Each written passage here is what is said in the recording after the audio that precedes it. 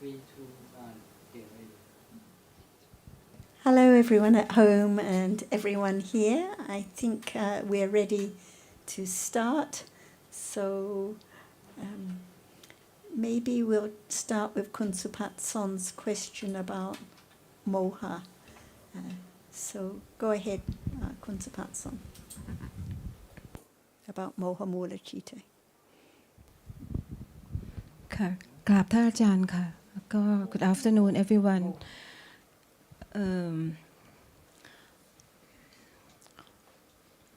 What is the ignorance or moha mulajit in Thai?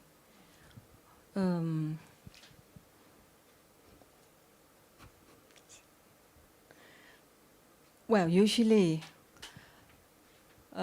from studying, like at the moment, there's moha mulajitta is ignorance, a lot of ignorance. And I would like to know more about ignorance because it's like it's jitta experience the ignorance. I would say that nearly all the time, and it seems that nobody knows the characteristic or the duty of the ignorance. So ignorance is a cetasika. It arises with the citta. The citta doesn't experience it, but it experiences the same object as the citta, the unknown object. So when there is moha now, nothing is known, no kusala of any kind. At moments of seeing, hearing, smelling, tasting, touching, no ignorance. At moments of attachment, no ignorance. Moments of wrong view. Oh, sorry, there is a ignorance.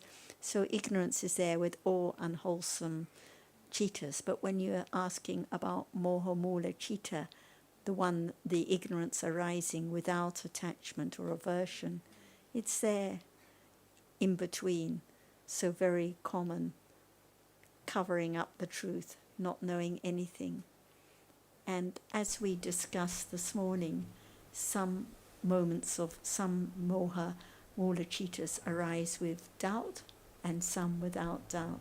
So now, not sure what is ignorance, and now doubt is there at those moments. But there's also ignorance without doubt. And just one piece of information to add. Conventionally, being ignorant of something means not knowing it at all.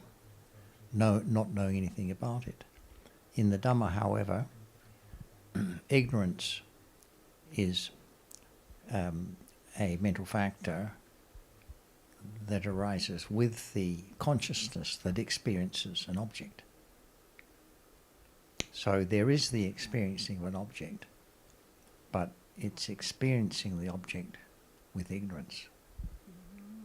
Experience the object, but with ignorance, which means don't what's the word? With ignorance. Can you like I mean so far no understanding of, I don't know much the like definition, right? Like could you please clarify the term ignorance or please, I Right. still don't catch it. Right. It means not knowing. Not So knowing. Not knowing anything. Experiencing but not knowing anything about the object. Experiencing but don't know anything. Right. Right. So far So they're seeing. When there's experiencing with attachment, there's attachment to the object. When there's experiencing with aversion, there's aversion towards the object. When experiencing with moha, there is no knowing of the object. There's ignorance towards the object. Actually, whenever any akusala arises, there is ignorance at that moment. So Okay. after Yeah. seeing and hearing, whenever any akusala arises, ignorance is there, sometimes with attachment, sometimes with aversion, sometimes just on its own, without attachment or aversion, just blind to the It's truth. blind. It's like darkness. Could I It's use like that darkness, verse? not Even knowing, not knowing. No. Like Darkness. behind a curtain of ignorance. Darkness is not a literal description of ignorance, but it's a kind of darkness, you could say, if you find that helpful. So it's important to appreciate it arises with the citta. So the citta can be accompanied by kindness or understanding. It can also be accompanied by attachment or ignorance. So when there is ignorance, any moment of akusala, the ignorance arises with the citta and experiences the same object, not knowing anything.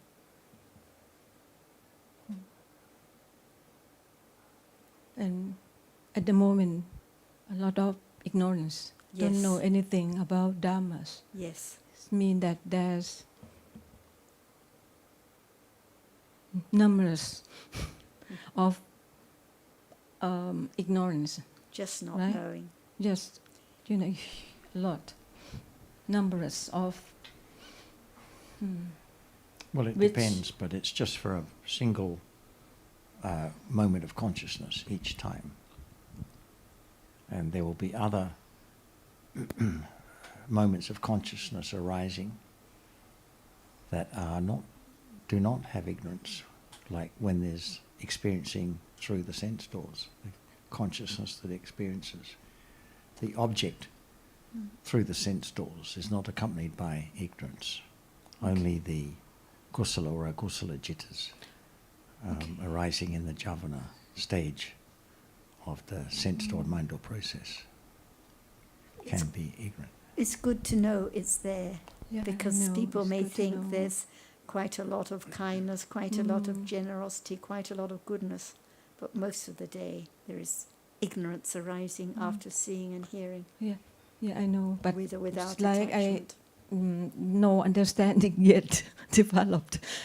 Can you give example of like at the moment, like seeing like this? I'm keep saying about this, but still do not understand.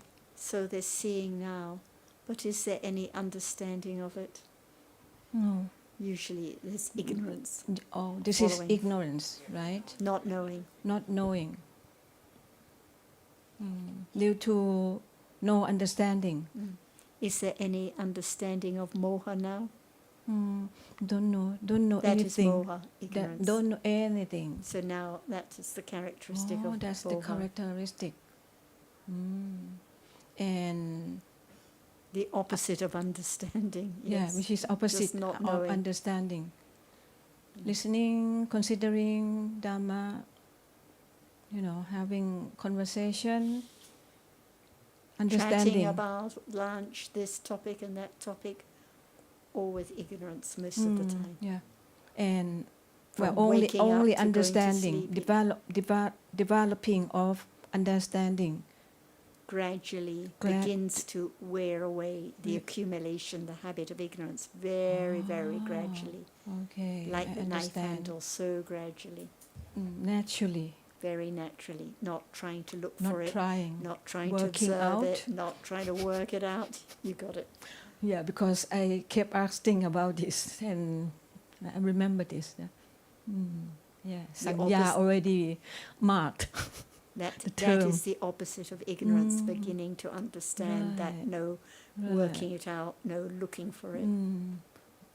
Which is quite difficult because, like, naturally, there's attachment, trying to working out, trying to know, like it's When this trying to know, is there understanding or ignorance?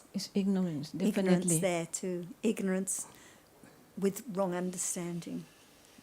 It means that, sorry, at that moment of a kind of attachment, right? That one this, one that, try focus. It means that there's that ignorance. Ignorance with strong attachment, With trying strong, to get it, with strong attachment. wanting to find it, wanting to get it for me. Oh, okay, right. Okay, that's talking about attachment. How about the aversion? How does what the correct? How could I put the question? Well, I move to apart from attachment, right? I move to another Excuse me. seeker. Ignorance there too, Yeah. even there. At that moment. Yes. Because I would like to connect with your point a bit. Yeah. You're talking about avijja, right? ใช่ Moha. Moha. If don't know how to create a house or making a good food, or don't know how to create the aeroplane, do you think this is ignorant as well? If I don't know. Yeah, if you or anyone don't know how to make a house or building something like that, don't know how to make things like that, is concluding to be ignorant as well.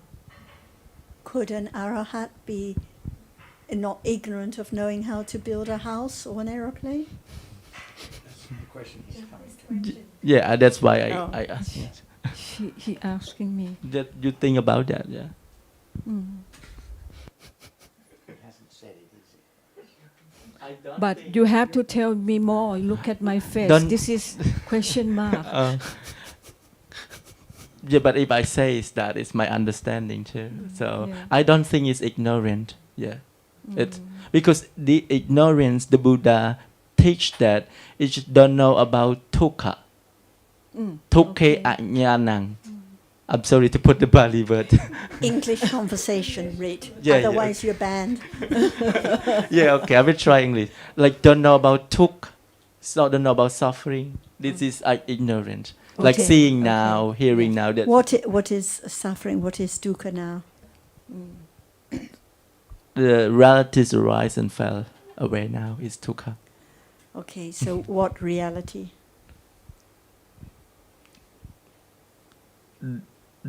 The truth, the reality arise and have their own characteristic. Seeing now, Yeah, seeing hearing now, hearing now. Not understanding anything about seeing or hearing Yeah. now. Yeah, the So this ignorance. is ignorance. So not the conventional idea of ignorance. Yeah. And Because if you just say, "Oh, ignorance about dukkha," what does it mean? Yeah, but that's it. Don't know about seeing. Don't know about hearing. Yes, but people don't understand you if you just say, not understanding about dukkha. What does it mean? Yeah, that's now, about now. Dukkha, you mean dukkha as a characteristic of a reality, right? Yeah. It should be complete. okay. Out at a moment of kindness, is there any understanding of dukkha?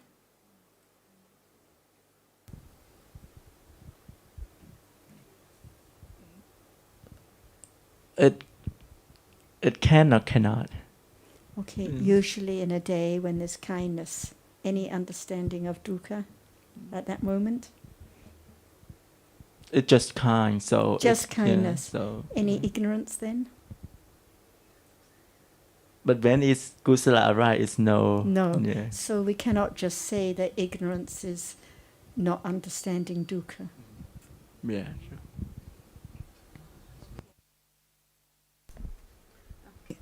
Yeah. It really I'm means not understanding. understanding the object of the citta with which it arises.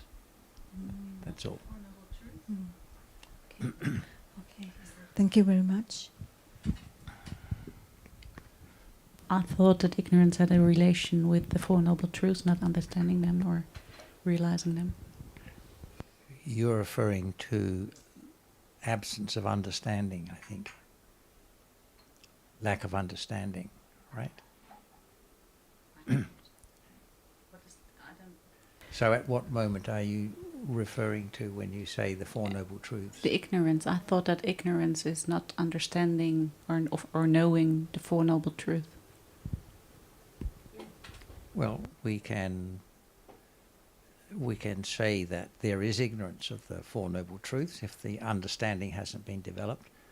But in terms of moment-to-moment realities, and earlier it was mentioned we were talking about moha cetasika. So in that context, the moha is ignorant of the object of the citta that it accompanies. My point to Rit was even at moments of kindness or generosity, even if one's never heard the Buddha's teachings, no moha at those moments. So moha arises with all akusala cittas, no matter, like when there is moments of anger, ignorance is there. Moments of attachment, ignorance is there.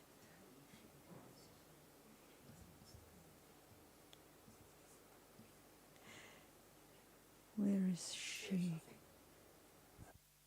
To your point, the original question was about the characteristic of moha. So when we talk about ignorance of the Four Noble Truths, it's a more general use of the term ignorance. Yeah. It's not characteristic of the moha. Right. Good. Thank you. Hi, you were trying to ask a question this morning and I asked you to wait till this afternoon. Would you like to go ahead now? Yes. Thank you. If you have a video, that would be helpful. But if you don't, never mind. You want okay. Thank you, Ha. Yeah, thanks. Good evening. Good afternoon, everyone. Thank you for the opportunity to be here.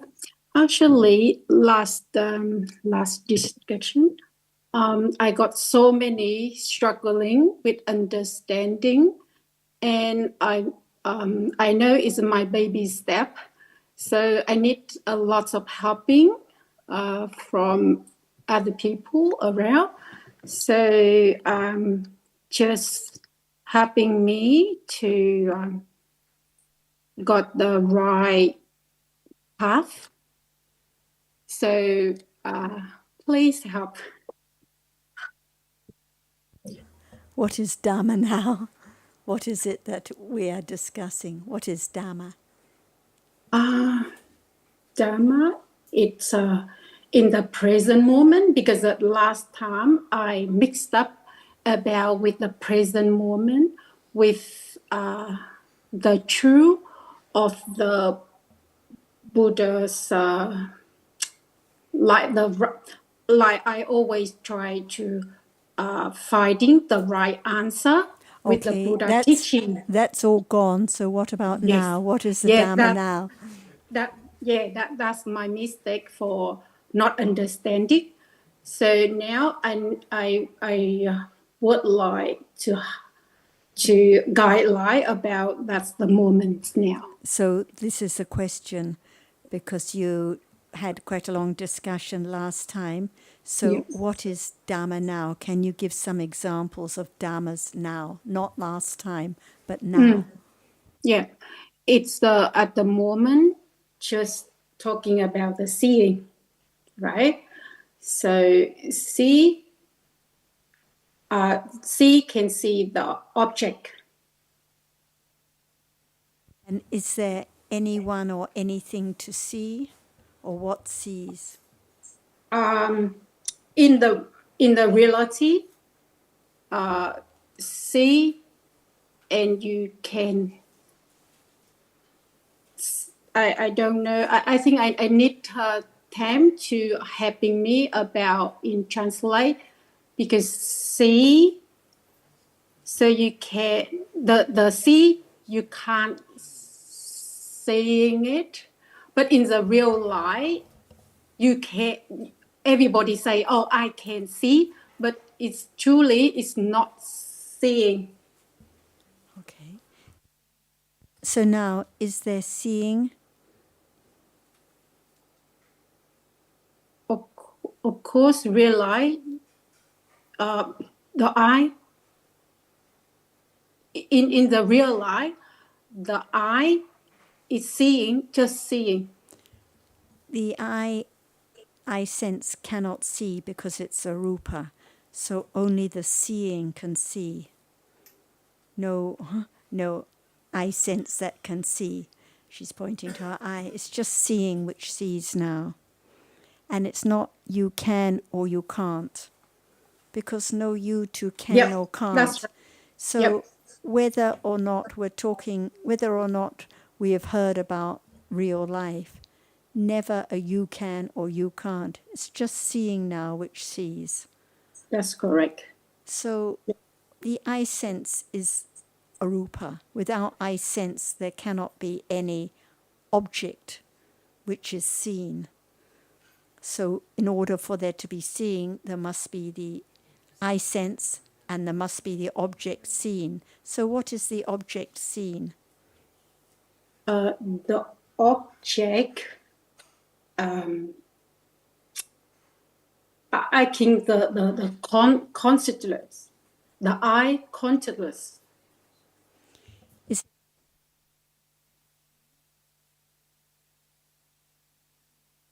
Sorry, I didn't hear it. Is it I the eye didn't. consciousness that is seen or the eye consciousness that sees? The seeing, when the seeing, sorry, when the eye, I don't know how to explain. The rupa, the rupa's rising up, and the consciousness, it's the nama. I think that's my. What is seen? What is seen? The nama rises up, the eye consciousness sees. What is seen? What is the object of seeing? What the object of seeing is that you say what the object.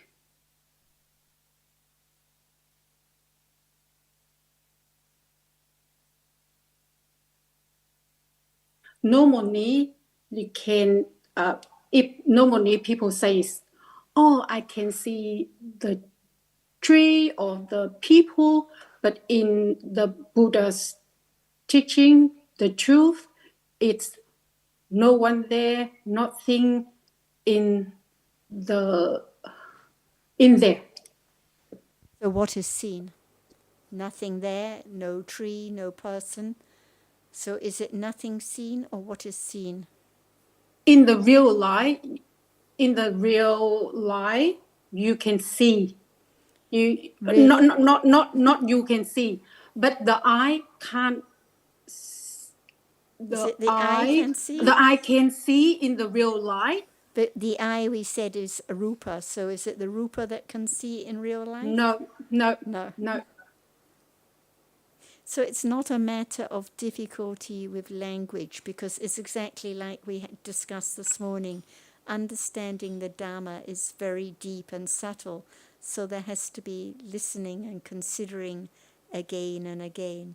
So a rupa cannot experience anything. Eye sense cannot experience anything. Ear sense cannot experience anything. The rupa that is experienced cannot experience anything. So seeing sees, and there has to be the object of what is seen. So it's not a person, it's not a thing. It has to be just what is visible at this moment, the visible object that is seen, another rupa. No one to see, nothing to be seen, just the visible object. Okay, I think Tam is about to add some comments. Thank you. You mentioned the real life. I just don't get it. What do you mean by real life and what is not the real life? I see. The real life, that's mean like the normal life when we living. And I example, like if I see the when you're asking me what is this, and I will answer, this is the book. But when it's in Buddha teaching, and when Ajahn asking, what is this? And I will answer, nothing. So you mean Nothing. in terms of ultimate realities, right? Is what you mean? I can't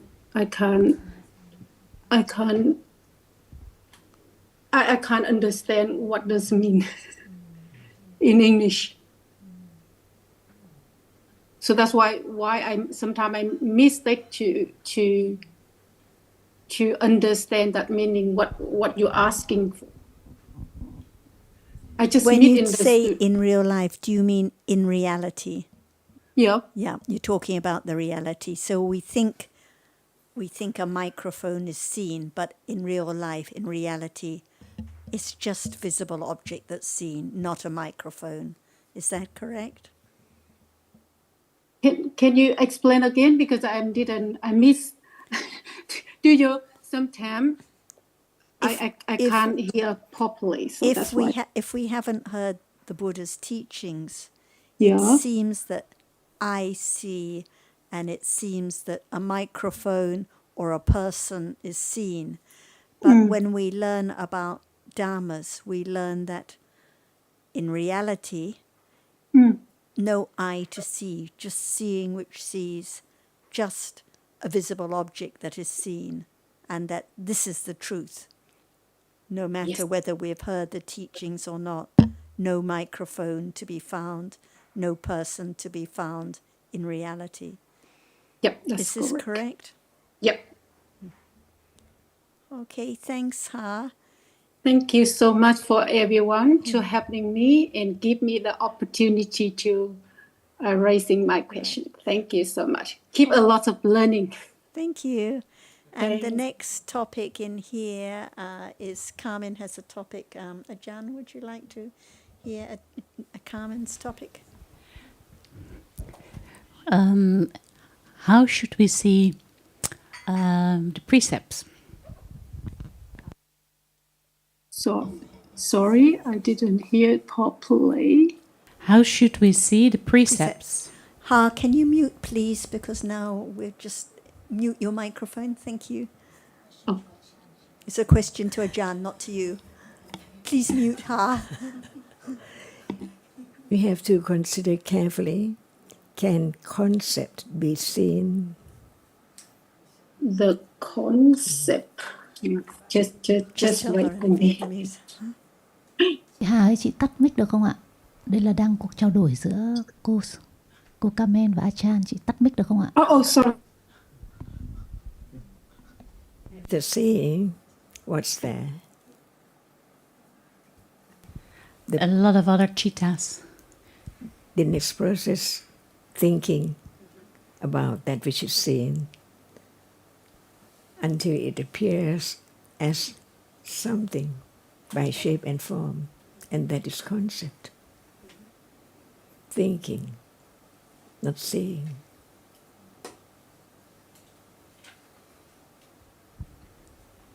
That is true.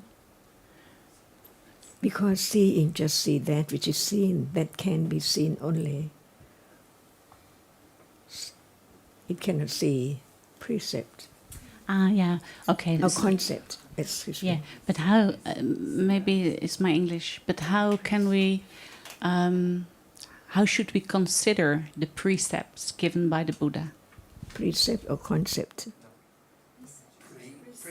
Precepts. The 5, the 8, and Okay. What is it? What is the truth? Thinking only. So that is seeing and then thinking, hearing about precept and then thinking about it. That's all. 6 stories. each Dhamma followed by minder. Otherwise, nothing can be known as precept or concept at all. True, on an absolute level, and in a conventional level,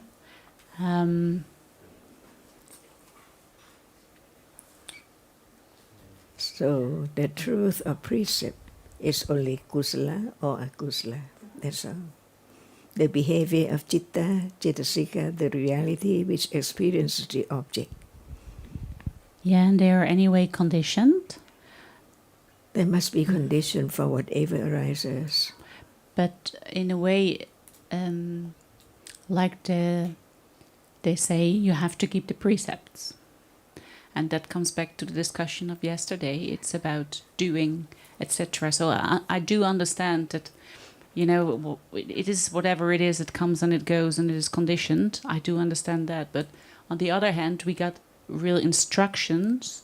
Citta on the way of akusala and kusala sila and abhayagata sila, the way citta behave. For the one who hasn't been arahata, it has to be kusala sila or akusala sila, but for arahata, no more. Mm-hmm. So what is now? Thinking. Akusala sila. For sure. Yeah. And can anyone give you or anyone kusala sila? No, of course not. So when we talk about giving precepts, it's just an idea, but the reality, the kusala citas, the kindness, the abstaining from harming, and so on, no one can actually give that. And no. they arise anyway if there is understanding. If there are conditions. And there yes. are conditions too. Yes. Yeah, but that's the part of the that feels a bit contradictory. I don't know how to say in English. Contradictory. Is that they ask us to keep the precepts, but on the other hand, we have the absolute truth. We cannot. It's anyway conditioned. What does it mean to keep the precepts? They ask you to do so, to keep the precepts, to not killing, to not stealing, etc. Well, I'm not saying what they ask, but your question is about taking the precepts, I think. Is that right? Your question is about the idea of undertaking the precepts. Living according to precepts. Right. What a lot of people do in Sure. At a retreat, for example. And it could be the same at home if one is going to spend some time quietly. Yeah, but also daily life. They live sure, according sure. 5 precepts. So you're asking about the idea of resolving to oneself or determining or having the intention of not breaking the precept. Mm-hmm. Right. So this is not the same as keeping the precepts, is it? Because the precepts are not broken unless and until they're broken. So the real moment of keeping the precept is where there's perhaps the thought or inclination of telling a lie and making an untruthful statement, but there is restraint from doing so. Yeah, but actually I think my question is not, because anyway I understand that there is no I that can keep it anyway, and etc. But my question is, why gave the Buddha precepts? And why did the Buddha give the precepts? Yeah, to the monks. Did he? Excuse me, can I explain that one? You know, when the monks give the precepts, what they are saying in English is actually, I undertake the rule of training to refrain from.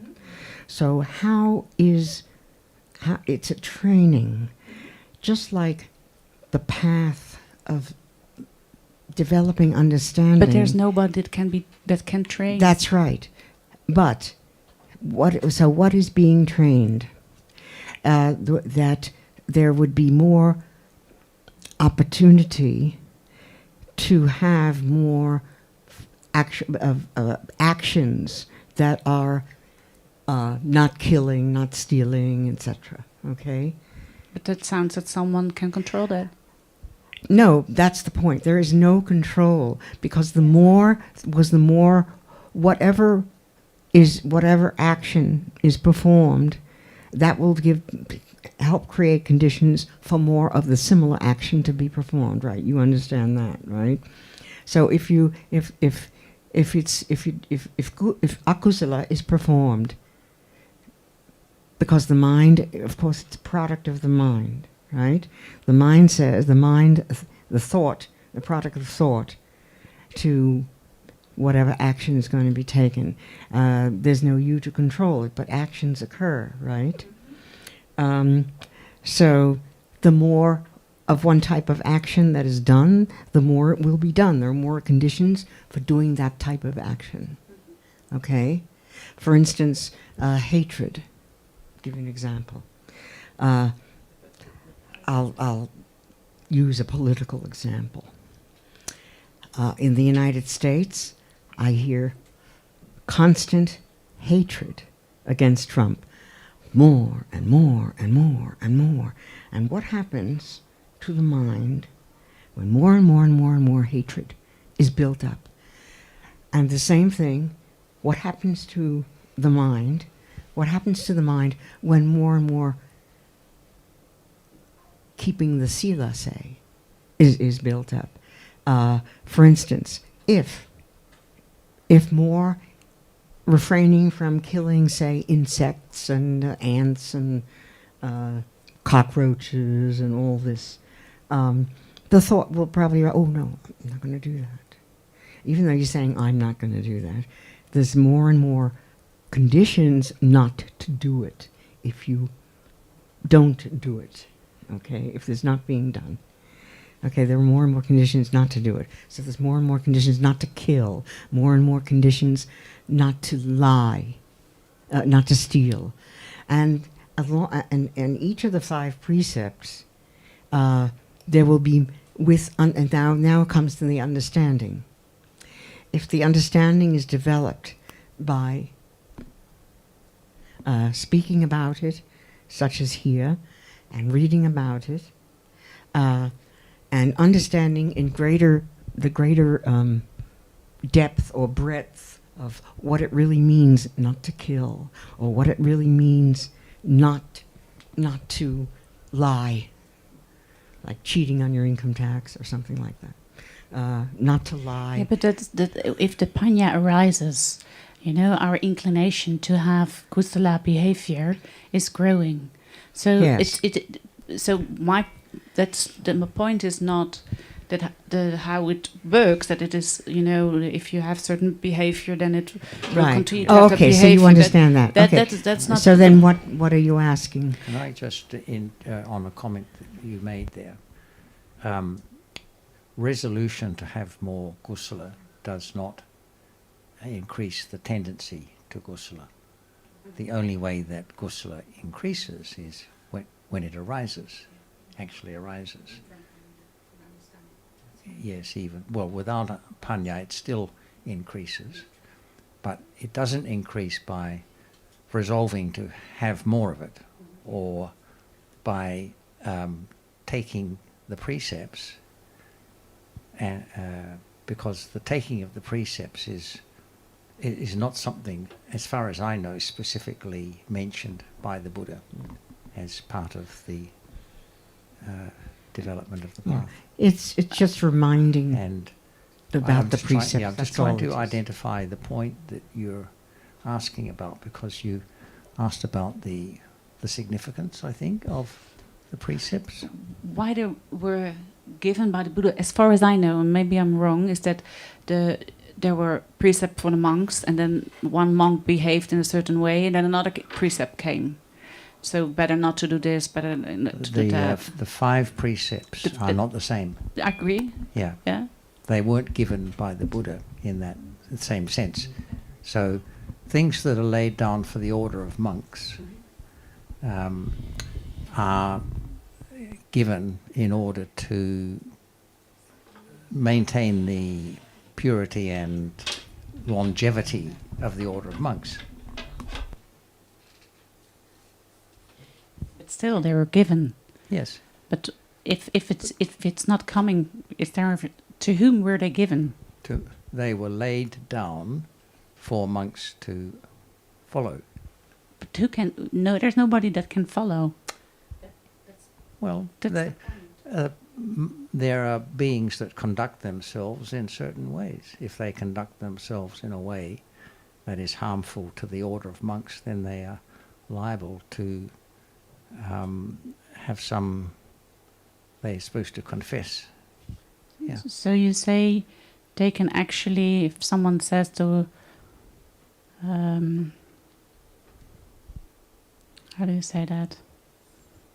But is your question about the rules laid down for monks, or is it about the precepts that in general? Precepts in general. Or precepts has slightly different meaning in different contexts. So, for lay people, the conventional, the generally understood precepts are 5. Yes. But as far as I know, they're not specifically laid down by the Buddha, but they're mentioned by him in the sense that when he describes a person who is a lay person and who is following the path, that this is how they conduct themselves. They don't breach those precepts. So there is something you can do. Well, there's lots of things that can be done. We're not saying there's not the idea of doing things. The question here is whether the development of understanding is a doing or not. That's all. So people do things all the time, but that's not the question. The question is in terms of what the Buddha said about the development of understanding, which we take to be the path. So are you saying, I'm just trying to understand, are you saying that our behavior, in that we can control it? I know, but I'm asking. But that's what I'm hearing now, because if we can do something, then there is sort of controlling it. In the conventional sense. In the conventional, of course, yeah. But it doesn't mean that there is any certainty that precepts won't be broken. For sure, yeah. Right. That's for sure. But so what's the point of... Anyway, go on. Yeah, so the precepts themselves are not to be regarded as something that is a necessary part of the development of the path. The person who isn't keeping very good sila can still develop understanding, is what I'm saying. Yeah. Because the factors for that are something quite other than level of sila. Yeah, but still, as far as I understood, don't get me wrong, but the sila has a prominent part in our, as far as I understood the text, has a big part in growing on the path, or however you want to call it. Well, it's support, yes, but there's no necessary level of sila in order to attain, for example, even the first vipassana jnana. Yes, but still it has a part in the Buddha's scriptures and text, and even pressing your tongue to not do certain acts. It's not enough to say it has a part, though, because what we're trying to identify is what is the essence of the Buddha's teachings. Obviously, for the monks and for people generally at the time, having good sila, observing precepts and so forth was quite a thing. But it's never said by the Buddha that a certain level of sila is necessary in order for understanding to develop. Yeah, that I agree with. And it comes back to Ajahn's point. What is sila now? What is sila at this moment? Is it kusala or akusala? Because if there's no understanding of sila, how can it be understood? Its big part in the teachings. Yeah, but for me the confusing Because sila is not about taking a precept or giving a precept. It's about this moment. So what the Buddha taught was the development of kusala sila with understanding. That means all kinds of wholesomeness with understanding. And if there is no understanding, it's impossible for a monk to lead a good monk's life.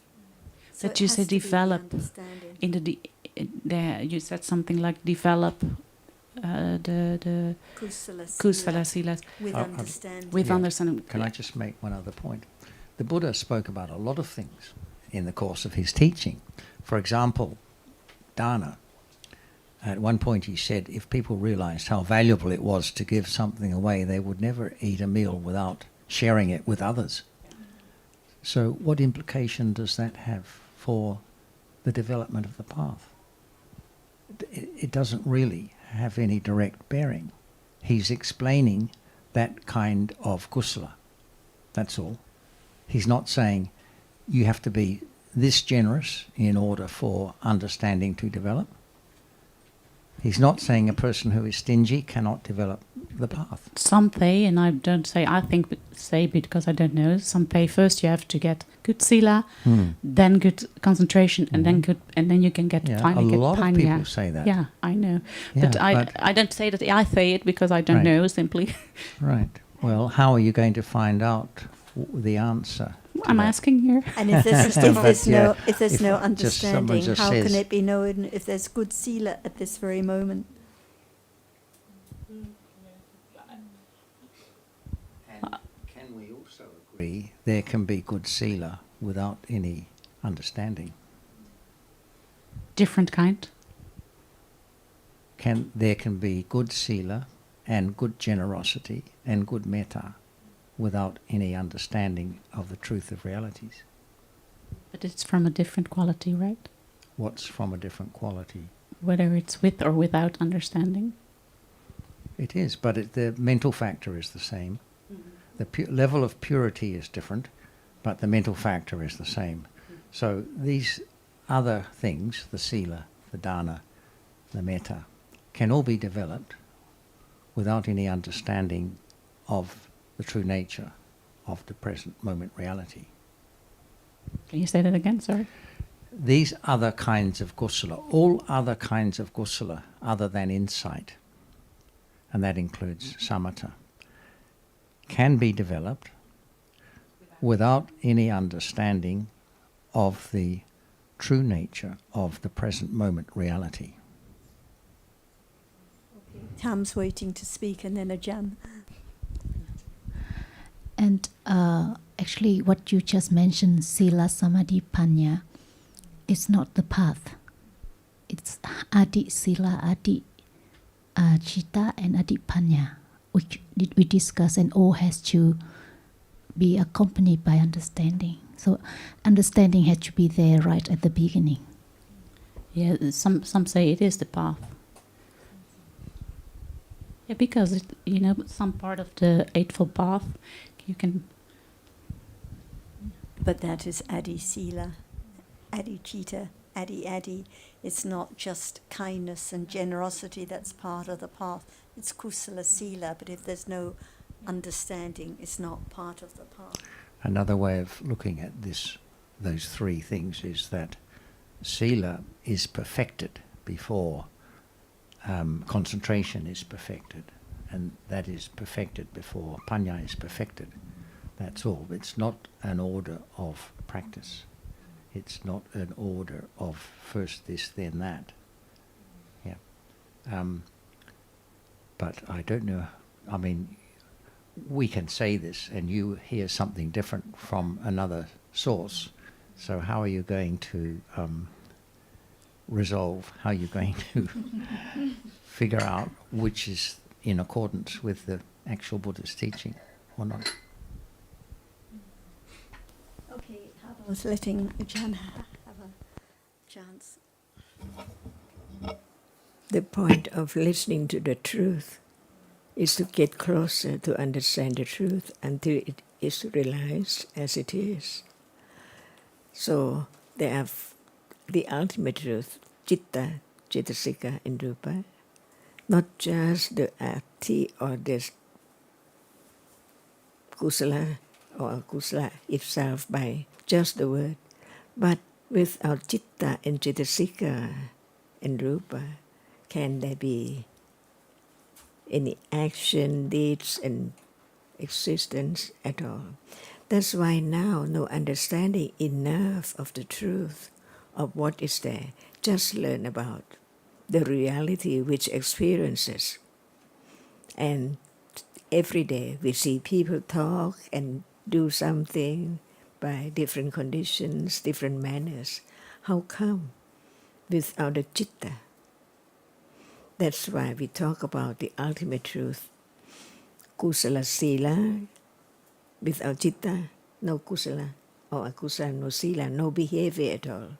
So as long as there is still citta, there must be the behavior through body and speech. So learn to understand the truth of no one at all, little by little. Understand what is sila, behavior of the reality which experiences the object.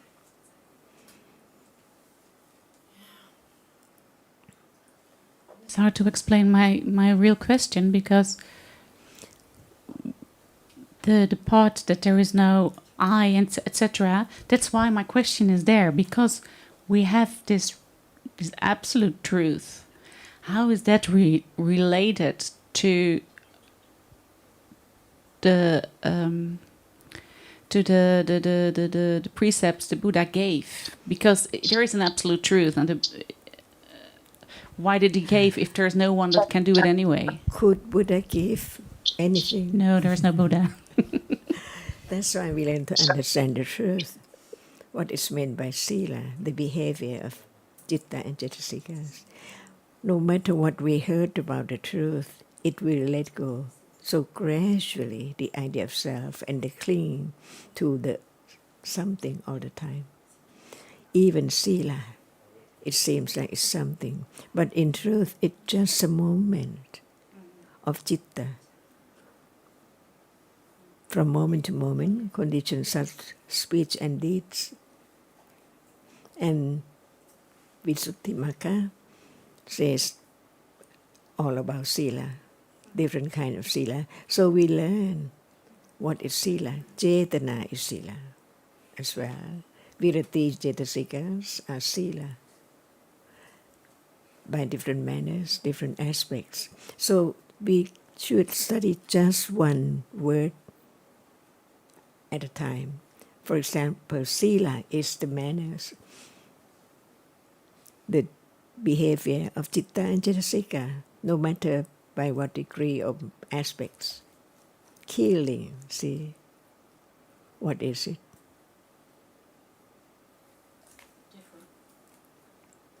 Different moments. Akusala, citta yeah, and sure. cetasika, see. That's all. Kusala sila, akusala sila. And at moment of restraining or abstain from killing, do you have to ask anyone to give you sila? Not at all. So when there is the words about asking or taking, it means that no or not enough understanding of sila. So what Buddha gave is the understanding of what sila is through speech and deeds.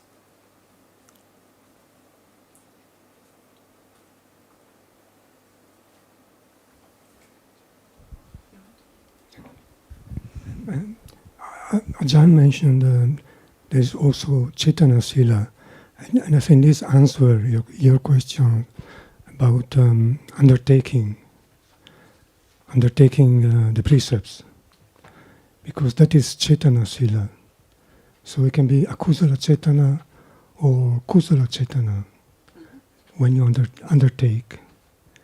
And I think the Buddha meant the kusala cetana is the kusala sila, which can undertake the precepts. But also the akusala cetana can say, I undertake the precepts. That's not what the Buddha meant when referring to undertaking the precepts. Because can be either kusala cetana or akusala cetana. So how do you know when you say I undertake the precepts? How do you know if it's the right cetana or the wholesome cetana or the unwholesome cetana? We don't know, right? No, you don't know. I don't know. But how do you say it is a bit like, I don't know. That's why I'm asking. You know, it's not the thing that I know of that I think you should undertake them. That's not my point. It's just me wondering how these things go together. If there's it's according to the Buddha, it has to be kusala sila, which undertakes the precepts. I don't think he was referring to the akusala sila, because that cannot undertake any kusala. Our kusala can undertake kusala. Does it make sense? how anyway can we undertake something? Can I try, Carmen? This is Robert. Did you see that post I put on last night on DSG about effort and anatta, by chance? No, I'm sorry. Oh, well, Sarah was naughty. She was going to show you, she said. No, I just said... She's not staying with me, so not anyway, 24/7. she knows how to find DSG. She can find it by herself this evening. Yes. Anyway, yeah. Conventionally, right, we can choose to walk fast or we can choose to walk slow. We can place our attention at the foot or we can place it at the nose. No doubt about that. But when it's broken down, there's just a vast number of different conditions, mentality and materiality. That's all there is. But this is like a magician's trick. Because there's apparent freedom to do things, it seems like there must be a self that can do things. But in fact, it's just varying conditions, themselves conditioned by other conditions, working their way. So it's just nama and rupa, with no self. My question is, why did the Buddha gave the monks precepts? Let's go for only the monks. Okay. Because, of course, what we talk about here, there is only nama rupa, it's conditions, nobody can do anything. Anyway, we cannot create kusala moments, so it's... but why did he gave the precept? That's basically my question, because the other parts I sort of on my level of understanding I got. I think you were almost answering that question at the beginning, because you mentioned a situation arises and the Buddha would say, okay, then we have to have a precept for that particular thing.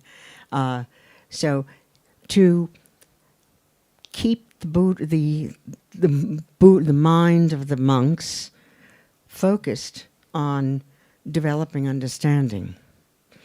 Okay, because if you live with these precepts, if you live with them, there will be more conditions. Because with more gusala. Okay, for instance, what are the actions or behaviors that are gusala? Okay, keeping sila is gusala, right? Giving dana is gusala, right? And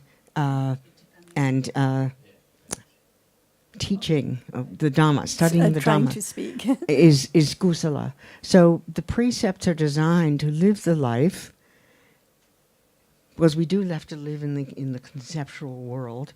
is to live a life that would create conditions for some conditions for understanding to arise. Let's consider the ultimate truth.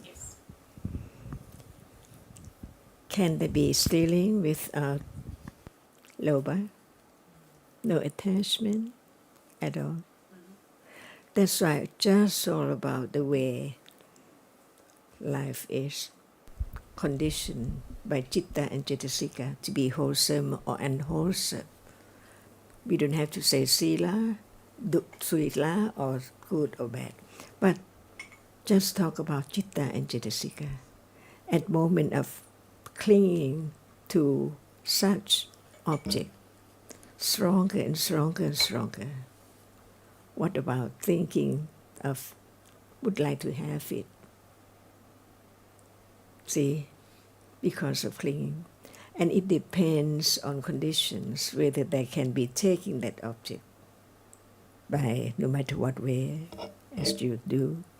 But it's by citta with attachment, akusala sila, so strong to speak or to do something wrong, unwholesome. That's why the word kusala sila, akusala sila is there. The behavior of citta and cetasika. For example, you dislike that, but you don't kill. Not that the degree that it can condition the manner of killing right then. So all depends on citta and cetasika, no matter what word we use, even adisila, see. The way citta and cetasika is conditioned by panya, understand more about whatever, not just the word sila, but the reality of citta and cetasika at that moment.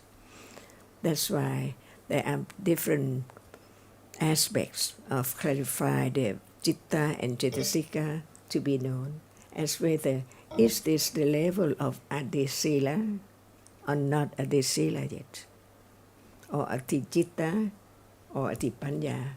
That's why each word should be studied very carefully to understand the depth of that word from very not as deep and as strong and subtle, but in truth, how subtle it is, no matter we are talking about sila right now. What kind of sila? See? It's the way to understand what is there in life. So, what sila is now? See, kusala sila, when there is understanding. So, a kusala sila can never be adisila. That's why we learn a little more of one characteristic of our reality. Not only citta, what about cetasikas? Saddha, and who think about hiri and ottappa at moment of kusala, say, at moment of kusala sila. That's why we learn to understand the truth of actually there's no one at all. It's only the conditioned realities arising and falling away instantly, so very quickly, one after the other, right now. And what kind of sila is there? It has to be sila, because it's citta and cetasika. So it's begin to be adisila. Understand deeper about sila, not just the word. Otherwise there is doubt. And Buddha laid down the rule for monks when the not proper deeds had been done, that monks shouldn't do such and such, but not for lay people. It depends on lay people, the way citta is, whether it conditions kusala deeds or akusala deeds, not as the rule to just understand that one has done something wrong and has to be pardoned by the monk to be in the group of monks. As usual, as the one who is not like that kind of deeds again. So, do we have to ask for pardon? Depending. As lay people. And at that very moment, what kind of sila? See? So sila is the way to understand the behavior of citta and cetasikas. At moment of understanding that one has done something wrong, no, ask for forgiveness. And after that, ask for forgiveness. See, different manners of citta, different moment of sila. Virati cetasika is also sila. Cetana cetasika is also sila. It conditions such behavior.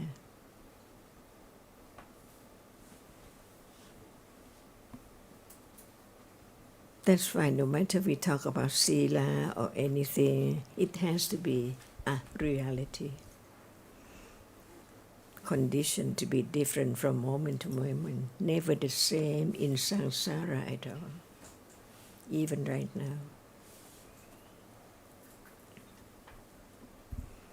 So now, sila is here.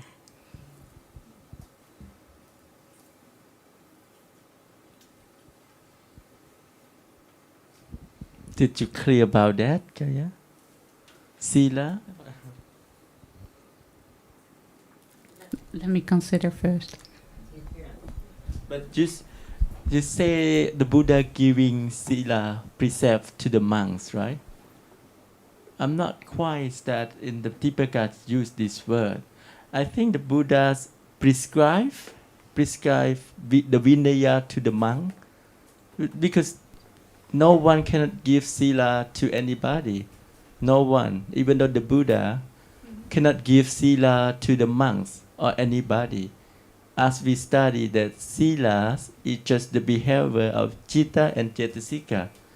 So it's no one gives sila, even Buddha cannot give the sila to the monks. But the Buddha just prescribes the vinayas to the monks to tell that this is the right way, this is the wrong way. Yeah, that's a definition question, but I understand your point. But anyway, but I have to consider first, because my question is, why did he give it? Yeah, you still feel there's a possible contradiction between prescribing rules to be followed by monks and the teaching on the ultimate reality, which is sometimes interpreted as summarized or characterized by saying there's no being. Right? Yeah. Now, if we just forget no being for a moment and say only conditioned realities,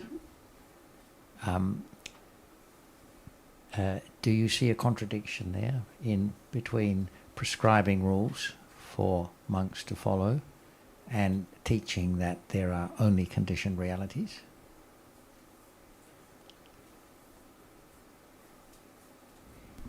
It's getting more close then. But I think I got your point that just prescribing them Forever. That can be a condition, yes, for people to be reminded at a certain moment to not or do this or do that. So I think I got the point you and wanted also to make. necessary. If there were no rules prescribed for the order of monks, then things would get out of hand very quickly. Yeah, that's another point, I think, but yeah. But relevant. Yeah, also relevant, true. Mm. Yeah. And that is to do with preserving the presence of the teaching in the world. Otherwise it disappears more quickly. And in the Buddha's time, anyone went to see him, did that one ask something from him to be given? What? question is, what do people ask from the Buddha? Yeah, they had questions. They want wisdom. About what? Probably about their lives. Are they asking to be given anything, is Ajah's question. To be given. Yes. Are they asking? Ajah's question is this: do people ask the Buddha to give them anything, or when they approach him and ask the question? Even today. I don't understand the question. The question is because of this way of talking about giving and receiving the sila, the precepts. In that way, I thought Yes. differently. Okay. Right. Yeah, no. So, Sorry. What did Buddha give to them? The most precious words of understanding.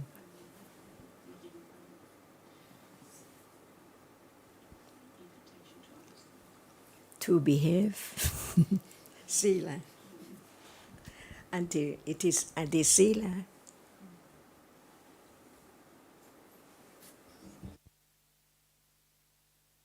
At the beginning, Ajahn asked you what is precept. You have the answer now? What is precept?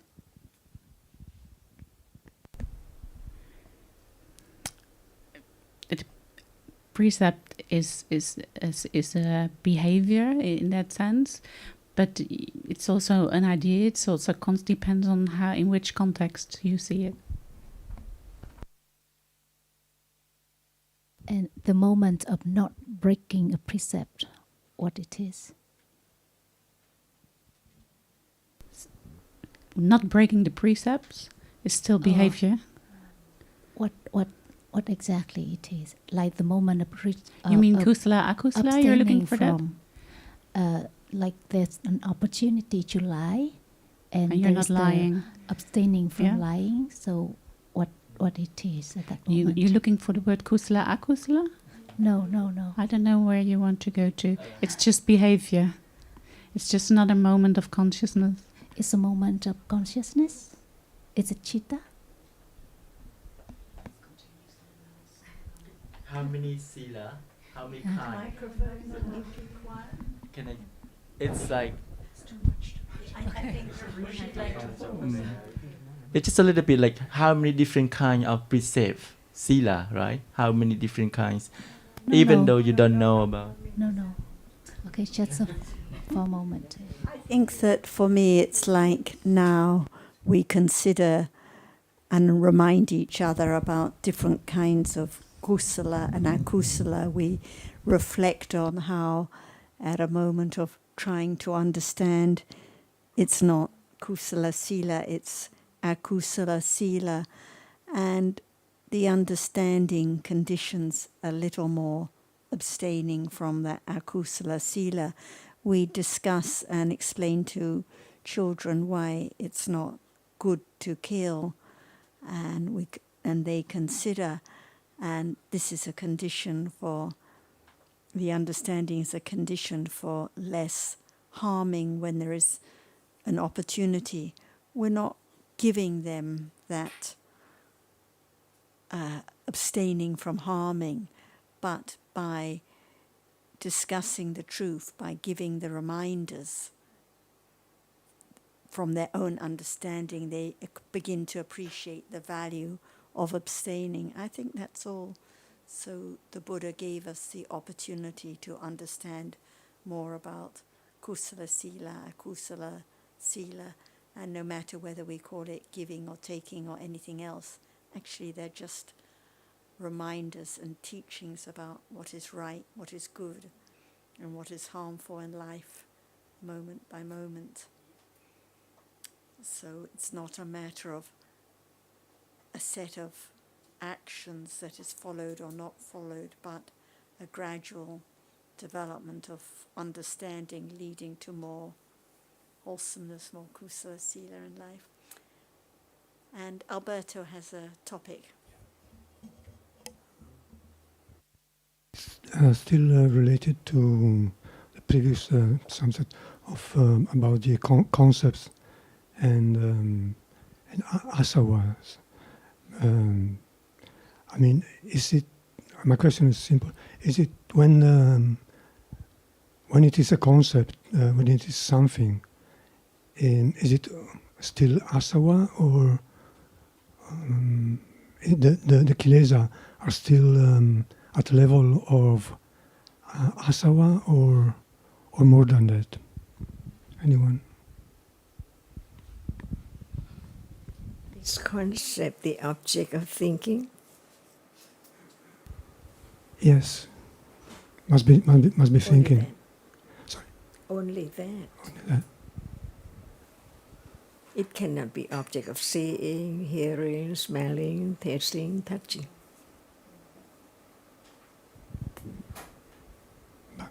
It can be the object of asava. We have to understand just one reality at a time. What is asava? It's the akusala. It's now. See, unknown until Buddha thought about it. At moment of seeing, is there any understanding of seeing?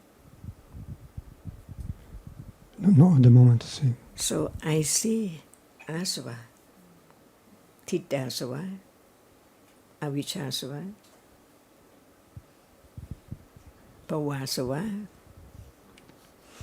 And that's not even a concept yet. That's the. It's real. It's I at that very moment, because it is kilesa, cetasika. Avijjasava is moha, cetasika. Pavasava is lobha, mulacitta. Tidasava is wrong understanding. I all the time from birth. Seeing, I see, hearing, I hear. And not just only in this life. It has been accumulated how long? And I think Alberto's question is in particular about the idea of a cup or table. So we have to know how come. With our citta, which thinks, there can never be any idea at all. So it's not you who have such idea, or anyone at all. It's the citta which thinks after seeing, hearing, smelling, whether with wrong understanding or not. Like I see.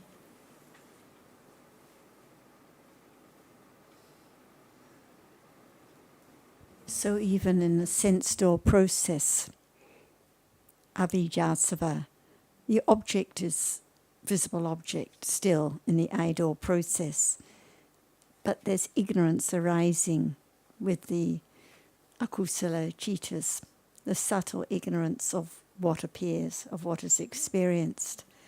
Or didasava, very subtle, wrong understanding about it. So it's not a concept that's the object, it's the reality, but there's wrong understanding about it. And then mind or processes, more ignorance, more wrong understanding, more clinging, stronger and stronger, until it's not asava, but it's kilesa and nivarana, on and on. It can be more of very strong akusala, stealing, sila. Akusala sila.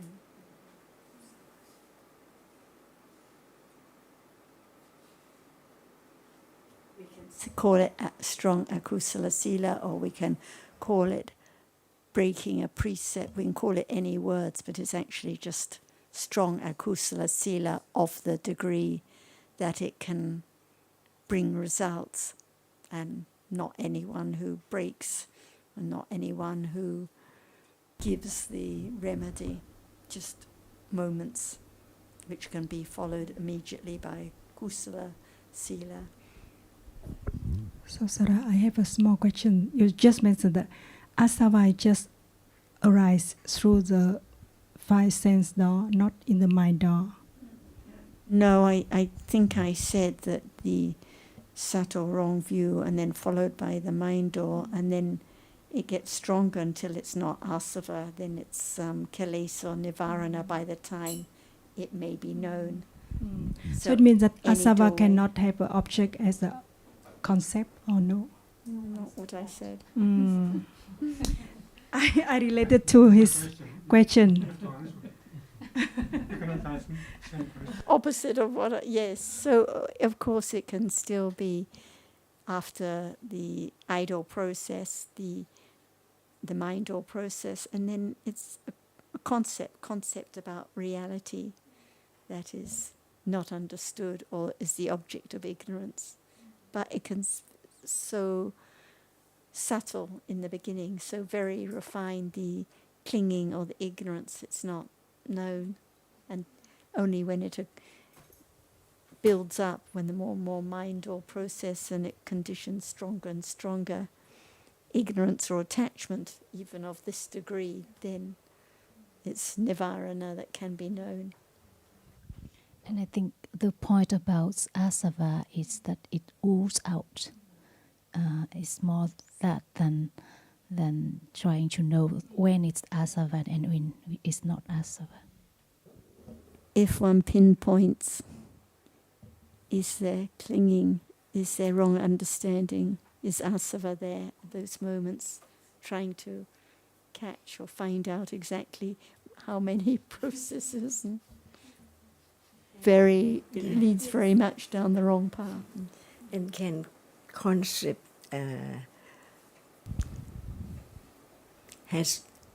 can there be concept without word? Sure. Right now.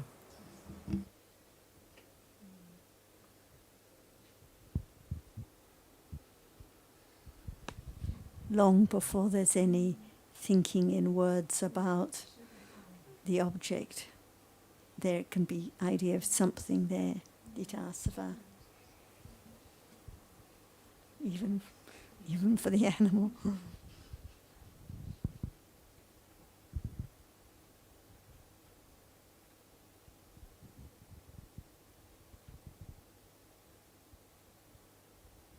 Just have a few. Oh, Albert. No, it's okay. I'm just still thinking about.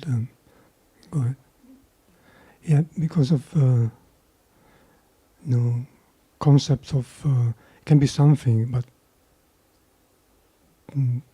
Right now. no naming. No words, but there are many people and things. Is that concept? Yeah. Even no words.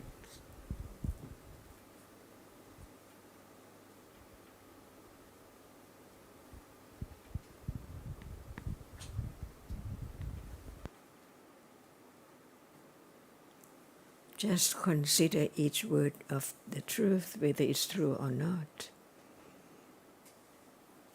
to wear away wrong understanding, taking what is said as something, falling deep down to ignorance. Nothing can contain it so great, so much, so enormous, until it is completely, absolutely, ultimately eradicated. It takes quite a long time. By parami. Without parami, it's impossible to realize the truth right now as it is.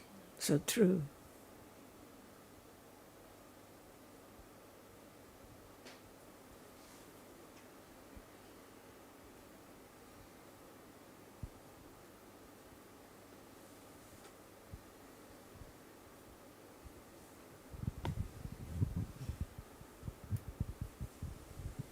We don't even imagine we cannot even imagine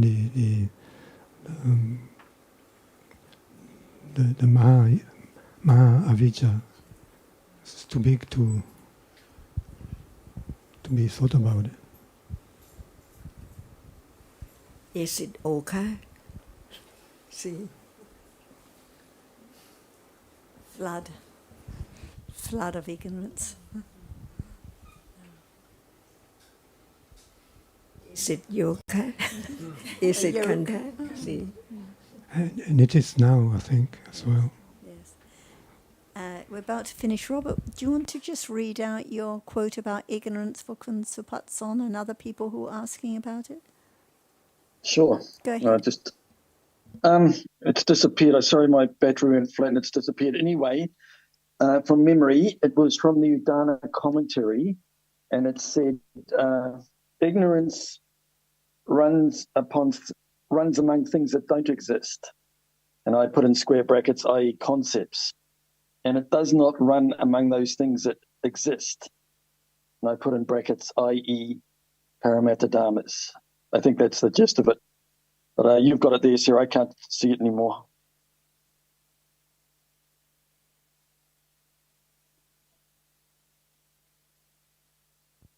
It is ignorance since it causes beings to dart among becomings and so on within samsara.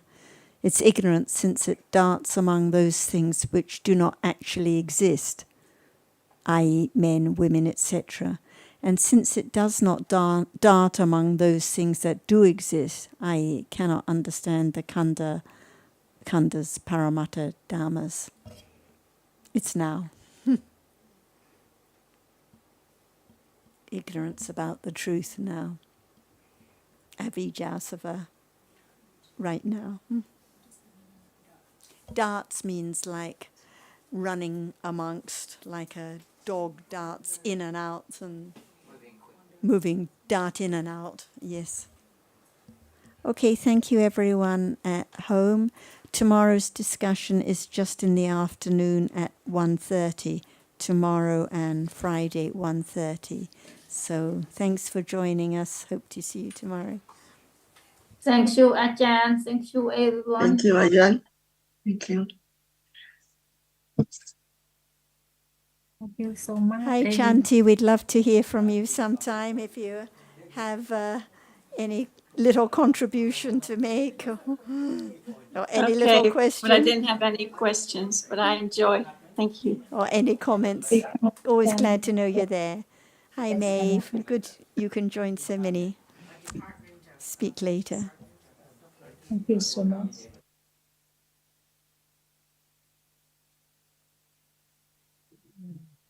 Hey, Shanti. Shanti.